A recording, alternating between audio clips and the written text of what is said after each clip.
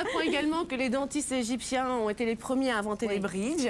Voilà, alors, avec des évidemment, fils. avec des fils. Bon, il ne faut pas imaginer le bridge sophistiqué, mais quand même. Et là, on en a retrouvé. Oui, mais au niveau de l'apparence, c'est vrai qu'ils étaient très avancés, quoi. Ils ont inventé tout ce qui est maquillage, parfum, lotion. Crème dépilatoire, oui, franchement, oui. Tout ce qui est, voilà, déodorant, tout ce qui est... Ils étaient très attachés aux senteurs. Bon, on sait qu'ils aimaient avoir un corps glabre, hein, vraiment sans poils. Ne serait-ce que d'une manière esthétique, pour une raison esthétique, mais aussi pas pour une raison hygiénique. Et même maintenant.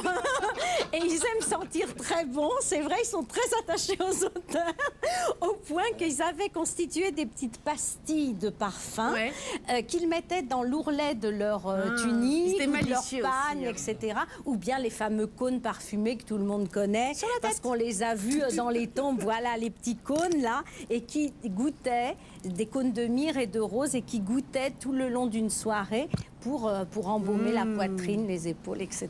Oui, le fameux crayon Kohl, évidemment, qu'on connaît sur l'imagerie de Cléopâtre. Et qu'on utilise toujours. J'étais en panne. Et qui, en fait, était un produit pharmaceutique à l'origine, puisque ça permettait de calmer, voilà, de soigner les inflammations dues aux piqûres d'insectes, de moustiques notamment, puisqu'il y a toujours des moustiques, évidemment, en Égypte.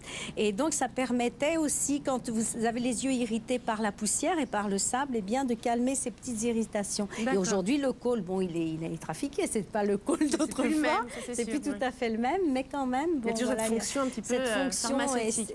Alors, on a vu passer derrière nous des images, des photos, justement, des fouilles auxquelles vous participez aussi également. Donc, voilà, ce qu'on peut dire, c'est que toutes ces inventions dont vous nous parlez, vous avez trouvé trace lors des fouilles de vos voyages en Égypte avec les équipes d'archéologues par rapport à des fresques dans des tombes. Écoutez, c'est à la fois sur des fresques, c'est dans des documents, comme je vous le disais, quand c'est côté médecine, tout ça, c'est plus sur des papyrus, sur des documents. Et puis, c'est pas forcément en Égypte aussi, parce que les Égyptiens étaient tout puissants, par exemple à Chypre, à l'époque de Toutankhamon. Donc à Chypre, dans les fouilles à Chypre, on a trouvé beaucoup de choses. En Grèce, on a trouvé beaucoup de choses à Knossos, par exemple aussi, en Crète.